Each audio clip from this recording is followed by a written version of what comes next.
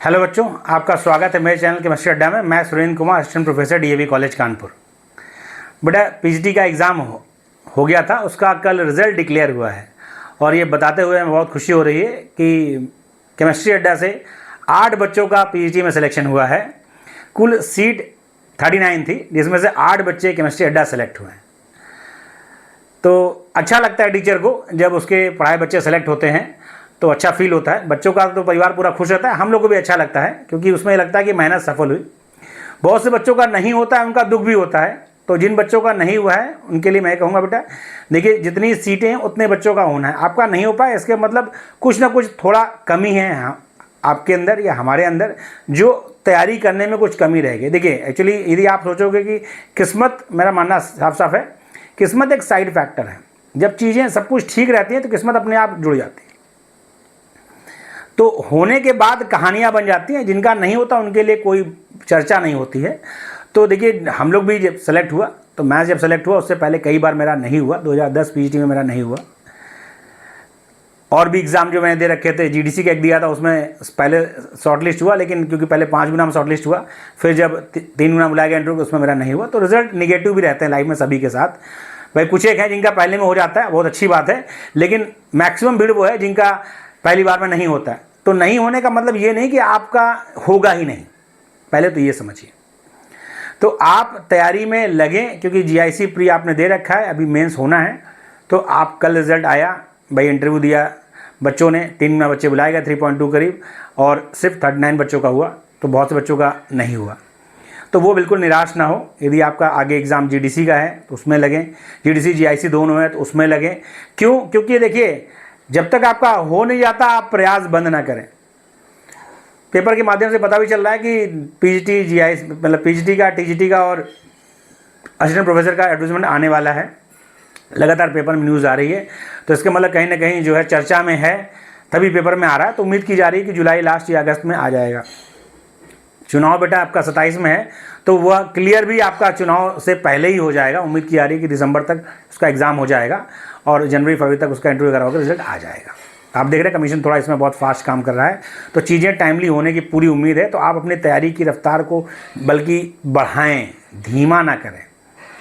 तो थोड़ा रिजल्ट पर चर्चा हो जाए कि कौन कौन बच्चा हमारा सिलेक्ट हुआ है। तो ये बेटा आपका रिजल्ट है टोटल। इसमें इस बार इन्होंने रिजल्ट देने का तरीका चेंज किया है। नॉर्मली रिजल्ट में हर बार क्या होता था कि वो बच्चा किस कैटेगरी में सेलेक्ट हुआ और किस कैटेगरी का है वो भी शो करते थे। तो इस बार उन्होंने जो बच्चा यूआर का भी सेलेक्ट हुआ है, मतलब ओबीसी का बच्चा जो यूआर में सेलेक्ट हुआ है, उसको भी यूआर ही शो किया है, उसकी कैटेगरी नहीं बताई है। तो इसमें कई बच्चा जो है ओबीसी का है जो यूआर में सेलेक्ट हुआ है।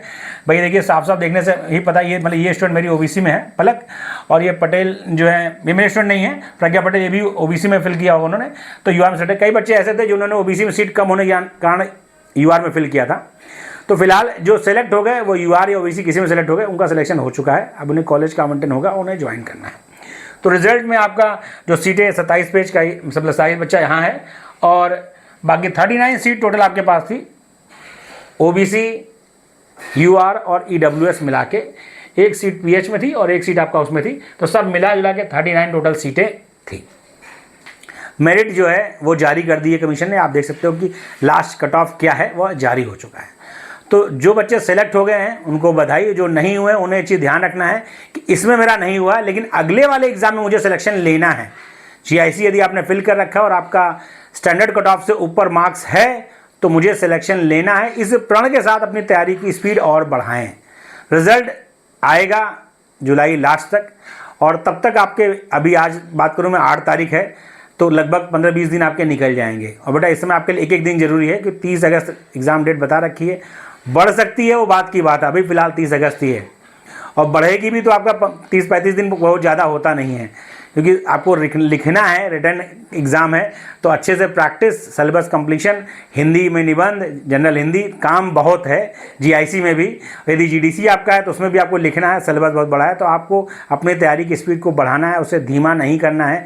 यदि इनका सिलेक्शन नहीं हुआ वो ठीक है, कल रात में दुखी थे, अब उससे उभरिए और तैयारी में लग जाइए, क्योंकि नया एडवर्टाइजमेंट आने की बात चल रही है। तो तैयारी करते रहेंगे तभी सिलेक्शन होगा। ये आप सोचेंगे कि एडवर्टाइजमेंट आएगा फिर मैं पढ़ना स्टार्ट करूंगा, ऐसा नहीं है बेटा, तैयारी अपनी शुरू कर दें। तो थोड़ा जिन जिन बच्चों को हुआ उनको मैं इंट्रोड्यूस कर दूं। पलक मजातिया है ये, इनका 5th रैंक है जो है पीजीटी में, ये प्रशांत जी हैं। प्रशांत जी की रैंक जो है 6ठी है पीजीटी में। शिवम शर्मा जी की रैंक 11th है। रैंक से कोई मतलब नहीं, लेकिन किस क्रम में वो बताना पड़ता है, किस जगह पर है, वरना बेटा जो भी सिलेक्ट हुआ है उसे कॉलेज, क्योंकि देखिए पहली रैंक वाला हो लास्ट रैंक वाला हो, वो होगा पीजीटी केमिस्ट्री, और अपनी पसंद का उसे कॉलेज मिल जाता है तो समझ लीजिए उसकी पहली रैंक है। क्योंकि मेन चीज़ होता है कि आप जो कॉलेज प्रेफरेंस में भर रखे हैं 5 कॉलेज, उनमें से कोई आपको मिल गया तो आपके लिए पहली रैंक ही है वो, क्योंकि सब इक्वल हैं, बस रिजल्ट निकलने की बात होती है। वहाँ सेम कॉलेज में एक ही सीट होती है, तो वहाँ सीनियरिटी जूनियरिटी से कोई लेन देन नहीं होता है, लेकिन क्योंकि रैंक लिखी होती है इसलिए रैंक कहीं ना कहीं बताई जाती है। तो शिवम कुमार भटनागर जी हैं, इनकी 12वीं रैंक है, और नीरज कुमार 25 नंबर पर हैं ये। ऋग्वेंद्र सिंह मलिक जी 31 सीरियल नंबर या रैंक पर हैं ये। अथर्व का 33 सीरियल नंबर या रैंक पर है, और विजय कुमार यादव ये 35 पर है। विजय जी से हमारा स्नेह थोड़ा अलग है, क्योंकि इनकी बीएससी जो है बीएचयू से है, वहाँ से हमने पीएचडी ज्वाइन की थी। कर नहीं पाया पूरी बेटा, क्योंकि मेरी जॉब लग गई पीएचडी में, तो मुझे पीएचडी छोड़नी पड़ी। पहले मैं बीएचयू में था, फिर आईडी बीएचयू में शिफ्ट हो गया, तो लेकिन पीएचडी नहीं कर पाया। लेकिन बीएचयू से बहुत स्नेह है हमारा, इलाहाबाद से मेरी बीएससी एमएससी है, तो बीएचयू मेरा इंस्टीट्यूट बहुत अपनापन फील होता है, क्योंकि मैं रहा भी बनारस में 4 साल।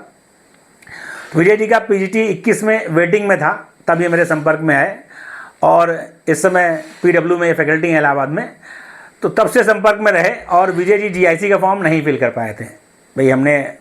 भाई होता क्या कि आप कॉमन एडमिशन करते हैं, हर बच्चे के एक बच्चे को तो बताओगे नहीं कि फॉर्म आया है। लेकिन जब मेरी इनसे बात हुई, जब रिजल्ट आया, तो मैंने जीआईसी के बारे में पूछा कि जीआईसी भी होना है, उस पर तैयारी करिए। तो बोले सर जीआईसी फॉर्म मैं फिल नहीं कर पाया। तो मुझे अंदर से बहुत दुख हुआ। अच्छे कैंडिडेट हैं भाई, कोचिंग भी पढ़ा रहे हैं, और एमएससी इनका आईटी बॉम्बे से है, लेकिन फॉर्म फिल ना। और पिछली बार भाई वेटिंग में होता है आदमी को, तो उम्मीद होती क्या पता हो जाए, काफ़ी समय तक उम्मीद लगी रहती है हो जाएगा, लेकिन फाइनलिंग का नहीं। वेटिंग का तरीका अलग है, पहले आओ पहले पाओ का सिस्टम रहता है। विज्ञप्ति छोटी सी आती है कि हाँ वेटिंग वालों को शिफ्ट किया गया, आप जान पाए तो ठीक, नहीं जान पाए तो आपके पीछे वाले को मिल जाएगा। इस बार इनका हुआ है, और बहुत परिवार बहुत खुश है। कल बात भी होती है उनसे मेरे, इलाहाबाद में ये रह रहे हैं, मैं रहने वाला इलाहाबाद का हूँ, इलाहाबाद पोस्टेड है। बोला भी सर आइए, तो समय निकाल के मैं इनसे मिलने जाऊँगा। लेकिन मेरा कहना ये है कि बेटा देखिए, सिलेक्शन में आपको ध्यान रखना है। यदि इन्होंने मान लिया होता कि मेरा हो ही नहीं पाएगा, भाई जीआईसी फॉर्म में नहीं भर पाया, उस दुख में ही रहते, तो ये इंटरव्यू अच्छे से परफॉर्म नहीं करते। क्योंकि इंटरव्यू में थोड़ा विजय नर्वस भी थे कि सर मेरा बीएड भी बात का है, फॉर्म के बाद का पीएचडी भी मेरा नहीं है। तो मैंने उनसे कहा था कि देखिए ऐसा है कि जो आपके पास है उस पर फोकस होकर इंटरव्यू दीजिए। राघवेंद्र मलिक जी का वही हाल था, वो बहुत टेंशन में थे कि सर मतलब मेरा जो है, क्योंकि भाई टाइम लग जाता है सर। बहुत से लोग जो है कोविड के बाद चीज़ें चेंज हो गई, जो कोचिंग फील्ड में बहुत से लोग थे, कोचिंग फील्ड का सिस्टम थोड़ा चेंज हुआ है। तो ये आपको ध्यान रखना है। मेरे कहने का मतलब है कि आपका मार्क्स किसी भी एग्जामिनेशन के इंटरव्यू के लिए कितना है, इस पर मत ध्यान दीजिए। भाई होगा तो देखिए 3 बार सीट है उतने लोग का, लेकिन यदि आपको इंटरव्यू कॉल है, या आप जो है जीआईसी की बात करें कि आपका नंबर कम लग रहा है, आपको किसी का नंबर, भाई आपको क्वेश्चन 80 सही हो रहे हैं, कोई भाई बता रहे हैं कि मेरे 75 सही हैं, और आपके मान लीजिए 55 ही सही हैं, कट ऑफ से ऊपर हैं और कॉल होती है, जो कि पूरी उम्मीद है कट ऑफ से ऊपर एक रेंज तक कॉल होगी। गर्ल्स में तो मैंने कह दिया कि जो स्टैंडर्ड कट ऑफ से ऊपर है लगभग सभी की कॉल होनी है। कॉल आपकी हो गई तो जो रिटर्न मतलब प्री एग्जाम में 80 क्वेश्चन सही करेगा, और आप मान लीजिए 48 पे कॉल हो रही है, आपका 48 ही है, तो दोनों में कोई फ़र्क नहीं है। ये बात ध्यान रख लीजिए। 80 वाले को भी 0 से स्टार्ट करना है मेंस में, आपको भी 0 से स्टार्ट करना है। तो ये बात समझ लीजिए कि यदि जीआईसी प्री में आपका निकल रहा है, मेंस लिखना है, तो बराबर की दौड़ है, दोनों के पास है। तो इसलिए अभी से जो भी आपके पास एग्जामिनेशन है, जीआईसी प्री आपका यदि स्टैंडर्ड कट ऑफ से ऊपर है तो तैयारी में जुट जाइए, लगे रहिए। जीडीसी आपका जो है अच्छा स्कोर हो रखा है तो उसमें तैयारी करिए, और बाकी नहीं, दोनों में आपको लग रहा है कि डाउट में है तो भी तैयारी करिए, क्योंकि अगले एडवर्टाइजमेंट की बात पेपर में लगातार आ रही है। तो यदि एडवर्टाइजमेंट आ गया बेटा, तो आप तैयारी नहीं कर रहे हो तो 2-4-6 दिन तो दुख में निकल जाएगा कि मैंने तैयारी की क्यों नहीं। आप पीछे देखोगे मेरे 20-25 दिन निकल गए, 1 महीना निकल गया, मैं तैयारी करता तो मैं कहाँ पहुँच जाता। तो ये सब में आपके 5-7 दिन निकल जाएंगे। तो इसीलिए वो कहावत नहीं है कल करे सो आज कर, आज करे सो अभी कर।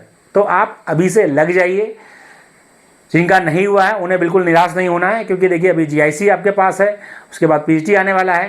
तो अच्छे से तैयारी करिए, सिलेक्शन लीजिए, और आप सभी को अग्रिम एग्ज़ाम की शुभकामनाएं, और अच्छे से तैयारी में लगिए। धन्यवाद।